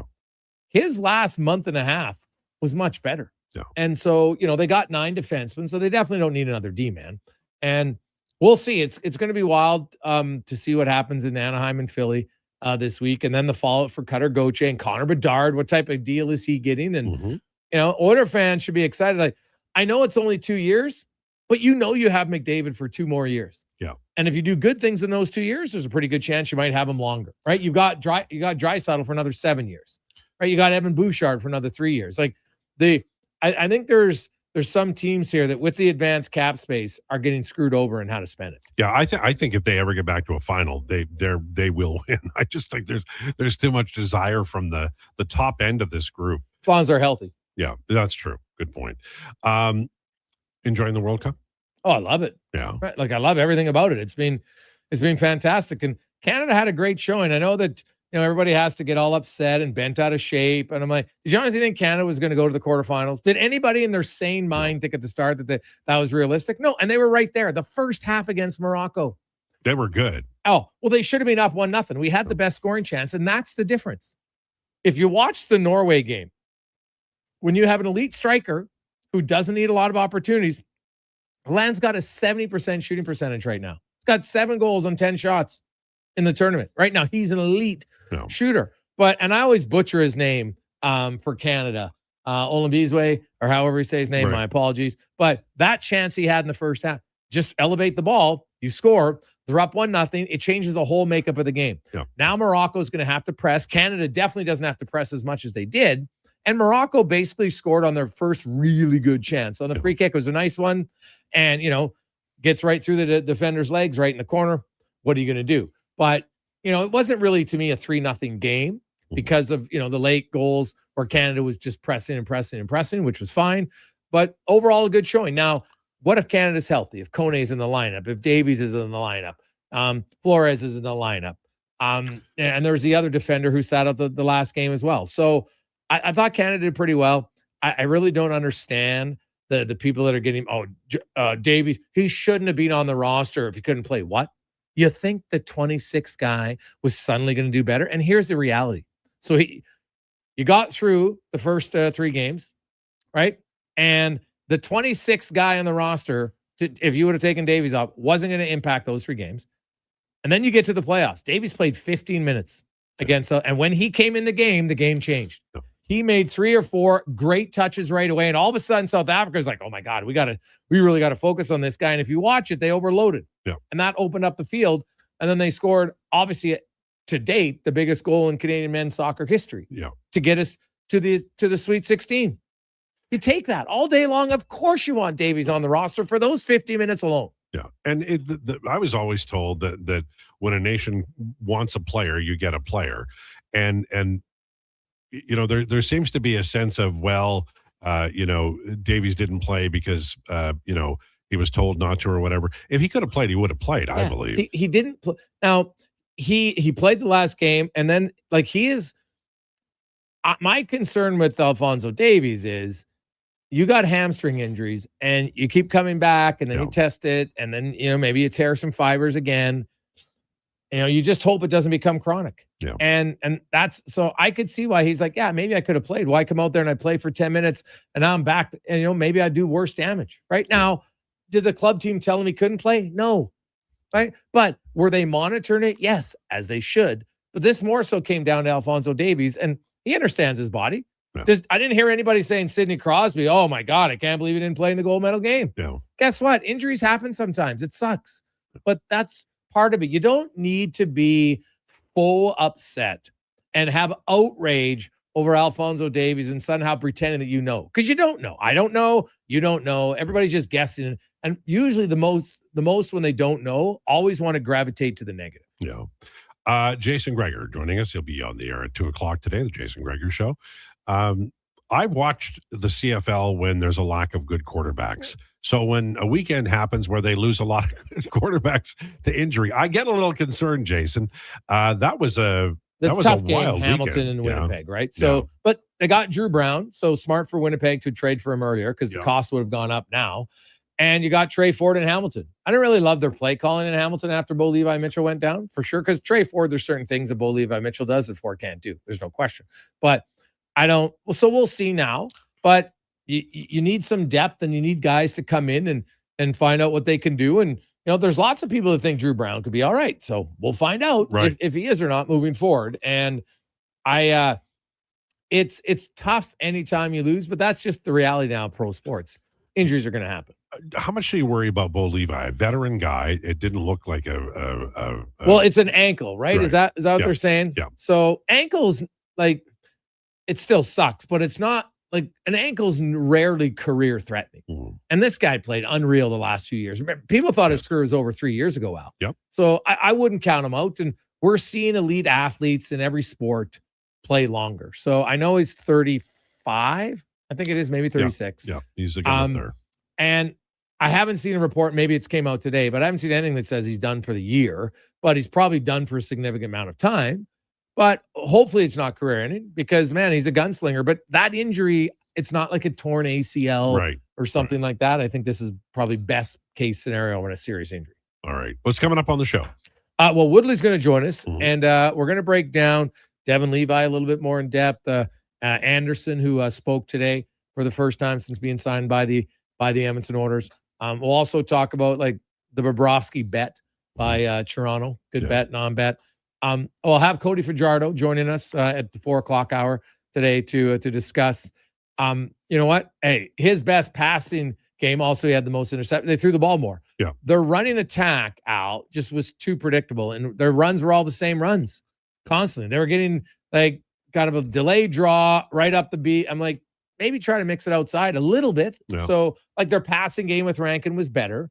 Right. So, and I don't expect a guy to rush to 100 yards every game. It's pretty hard to do, but they'll need a bounce back game. Yeah. And they were right in it. They really, what happened was, for me, they lost the line of scrimmage battle on both sides. They couldn't stop the run and they couldn't run. Yeah, and that's death in football. You have to at least battle on both sides, but definitely you can't lose both. No, and it wasn't like they lost by a little bit, Al. Like it was a real ass kicking. Like they couldn't slow the run down when they needed it, and then they couldn't run when they needed it. Yeah. So we'll have to change that. And also we'll talk a little Jays. My God, they're terrible offensively, Al. It's like you plan to mow the lawn by the 5th inning, and it's okay. And World Cup, Spain, Portugal. So we'll be updating that. And then, of course, and I understand why people are upset. Unprecedented that what FIFA's done here by overturning the red card. Yeah. It's not a great look, but let's be honest. FIFA's corrupt. It doesn't shock me. No. Right? You've got corruption on both sides meeting here. So we'll see. Does karma come back tonight? Bites in the ass very often. So that's what it gives us more. It's like Stampede Wrestling. Now there's more reason to watch. You can hate watch. Oh yeah. Oh yeah. I think there's lots of people and the other thing is we will talk about by the end of tomorrow, there's only going to be 8 countries who went farther than Canada in the World Cup. Yeah. Yeah. That's pretty impressive, man. At the end of the day, like they got to 16, and the key now is we're going to talk to AJ Jakubek. I believe, and it's hardest thing to do, Al. Canada's got to try to, can they help develop and build an elite striker? They're very rare. Lots of countries, but you need to get one who's like, I'm not talking Messi-like or anything like that, but I think they need a little bit more of a dangerous striker. Now, David had the one game, of course, which was great, but Yeah, you need a little bit more. No, for sure. All right. Look forward to the show. I'll have a good one. Thank you, Jason. 138 on the way. It's Declination's Mama MMA, and we're going to talk about a very famous individual making a comeback this weekend. It's all on the way. This is the Lowdown with Lowetide on Sports 1440, brought to you by Wolf GMC Buick.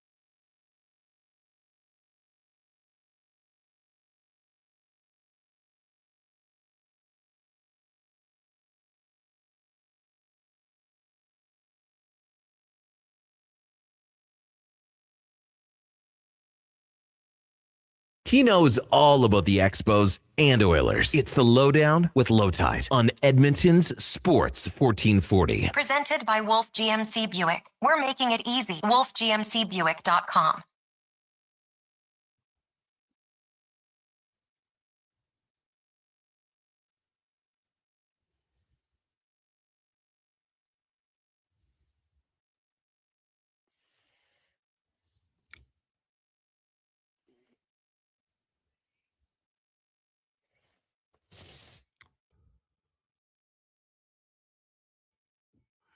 It's the Lowdown on Sports 1440, brought to you by Wolf GMC Buick. Check them out, wolfgmcbuick.com, 143, 17 minutes before 2 o'clock. And it's time for Declinations, brought to you by the Edmonton Elks. The next home game is Thursday. Come see the most explosive player in the CFL, Justin Rankin. Lock in your tickets today at goelks.com/tickets. And now, ladies and gentlemen, to talk MMA and a big comeback, Declan Krueger. Yeah, return of Conor McGregor this weekend. How about that? When I think of this, like, I think we all think of mixed martial art, Conor McGregor as being synonymous with the UFC and with mixed martial arts. He's the biggest star the sport has ever seen. And some people just have that kind of unexplainable star-making quality. Like Oscar De La Hoya had it. Canelo Alvarez had it. Ronda Rousey has it. Conor McGregor is, arguably bigger than any of the names I just mentioned because of what he's done in the sport of mixed martial arts. But the thing about the sport of mixed martial arts is that, it's not hockey or basketball or baseball or football. Like, there are real consequences in this game. So when I look at his return, he's fighting a guy in Max Holloway who's been very active, has lost some fights, has taken some damage, hasn't always looked great. Like, I don't think he looked great his last time out against Charles Oliveira. I think he had moments of not looking great against Dustin, although conversely, he had some moments where he looked very, very good. But he's been in there. He's been active. He's staying sharp. I just think when you get a guy who hasn't won a fight since 2020 that lasted 40 seconds, you're 1-3 in your last 4, dating back to 2018. You haven't fought in 5 years because you were coming off a broken leg. You were juiced to the gills. Now, granted, he's got off that, but I guess he had to be due to the return. I just wonder what it looks like.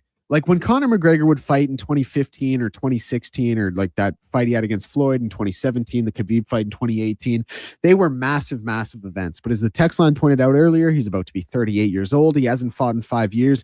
You can tell his heart is not in the game it once was. And so I'm really I'm sure the event will be a spectacle, but I'm really curious what we're actually going to see out of him in terms of pure fighting capability.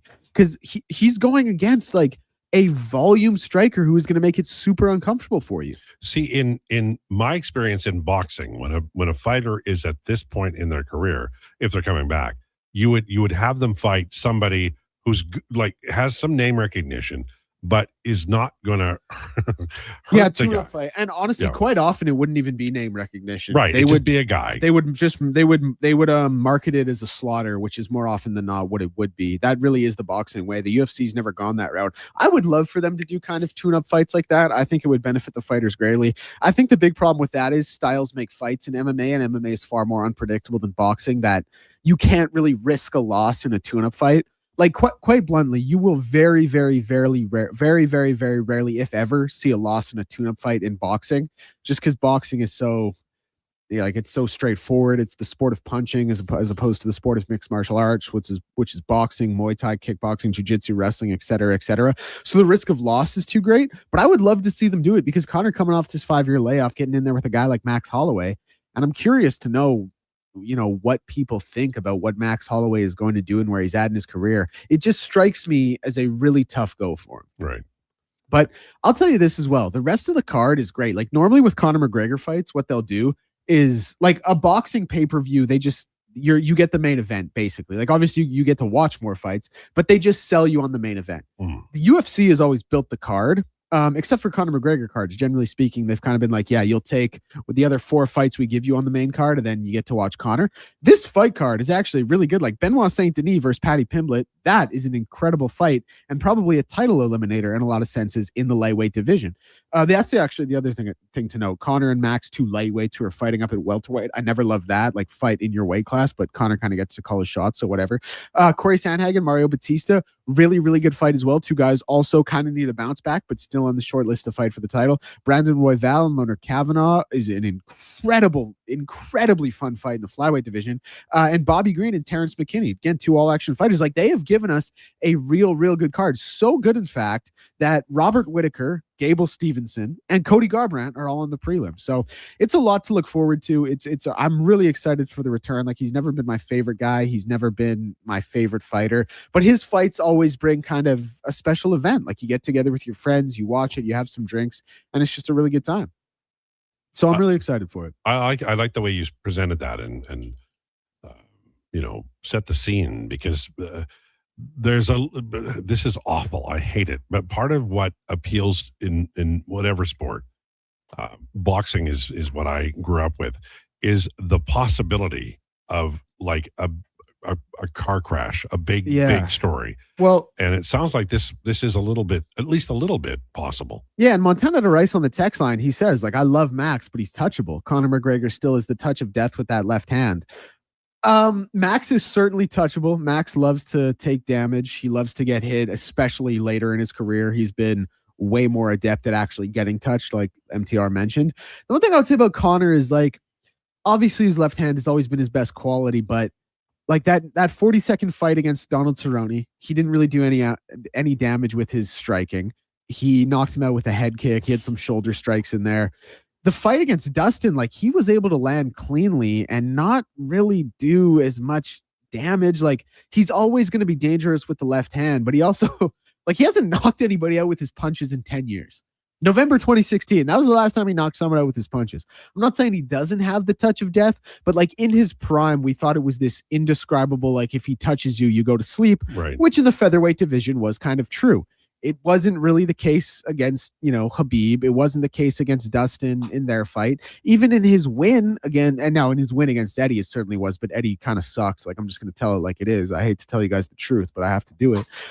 In the fights against Dustin, like I said, he was landing, the first fight especially, but wasn't able to really do too much damage. So I'm curious to see like how his power, we know it can translate to welterweight, but I'm just curious to see what it looks like against Max.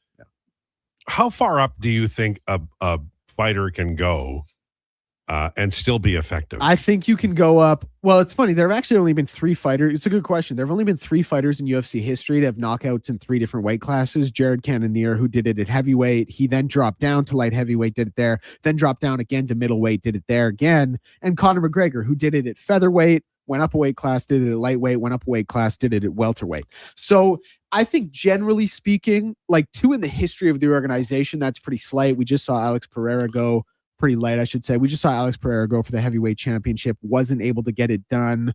I think you can go up 1 weight class. Right. In boxing, you can fluctuate a bunch. But in mixed martial arts, I think you can generally go up 1. 2, I think, is a little bit of a jump. Okay. Yeah. So we've got Eddie Steele, and now we have Sean Bell. Sean Bell's going to be on our show tomorrow at 1:20. I think Sean Bell would beat Eddie in a foot race on blades. For sure. Sean Bell can absolutely fly. Now, if they lined up against each other on a football field in full gear, who would win that? You have to give Eddie the benefit of the doubt. Like, he's got the experience, right? He could do the handwork and probably Bell has a disadvantage there. How would we decide? One guy's faster, the other guy's better on the football field. What would the third? I'm not saying MMA. That's too harsh. Bell's 41. I don't know how old Eddie is. Just turned 40 on Saturday, I think. Okay. Yeah. So they're similar in age. Feats of strength. Hold on. Brawn, brain. Battle of wits between the 2 of them. I like that. I like One that. play- Like Trivial Pursuit? Right. Sure. Put a Yeah. little mental swing on it. Exactly. I like that.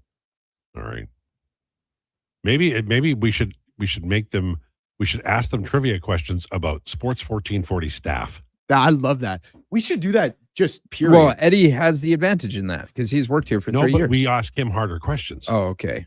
Like- Well, then it seems like we're pandering to Sean. Like, it would be better if it was just like sports trivia. Okay, how many people in the station have shaved their head? That's a good question. 3. Okay, that's your answer. No, it's more. It's 4. Eddie, me, Eddie. Jason, and Branda. See, this is the thing. That's a tough question, right? So it sounds easy, but it's tough. I wasn't thinking Eddie. Right. That's my bad. All right. How many people in this radio station walk out of a room during a show once an hour to go to the bathroom? On this show, 3. 4 introductions here. Shush. Oh, dear. All right. You've lost the room, Lowetide. Well, I mean, that was, 2 hours in. I think I lost it in the intro of hour one. Ooh. So let's be real about that. Are you tired? No. You seem burned out today. Well, it was a long weekend. What did you do? How many days off did you have? Well, so left work on Friday, immediately drove down to Calgary. Girlfriend met the parents. Oh, how'd that go? It went great. They got on like gangbusters. So that was. Did they talk about you and laugh? And yes, did she tell, actually, that your was. mom told old stories and this is exactly what my weekend was. Is she your age? So good. Yeah, she's a month younger than me. So good. But it was literally, I had to help out with Hello Hockey. I had to make sure that we had all the backgrounds and stuff just because of Donovan's unfortunate Wi-Fi situation. Oh. And so I was in the office, like doing work, and I could just hear them giffing and gaffing and laughing their butts off, all about me. Mm-hmm. It wasn't like they were illegible. Like I could hear basically every word they were saying to each other. I was like, man, I'm just getting the brakes beaten off of me right now. Just absolutely go for the jugular, but they got along great. Played some games. Then we it's were bonding. Yeah, and then we were up early and we went to Stephen Ave, went to the rodeo, and then came back. I slept for 12 hours on Saturday. There you go. I fell asleep at 9 and I woke up at 9:30 in the morning. Well, you needed it. Evidently. And then drove back yesterday. Just so you know, people don't sleep just because they're lazy. They're tired. Yes. Yeah. No one was disputing that. I don't think. I mean, 12 hours. But people always go, I slept for lot. 12 hours like they're apologizing. You needed it. I did apologize multiple times. I fell asleep at 9 p.m. I'll never apologize for a nap. Nyla woke me up at 10:30 to see if I was still alive. And so what? By accident. Your girl got to meet your parents and you slept through the weekend. It's not a big deal. Nobody will remember. I had a couple of wobbly pops too. Let me be clear. Of course you did.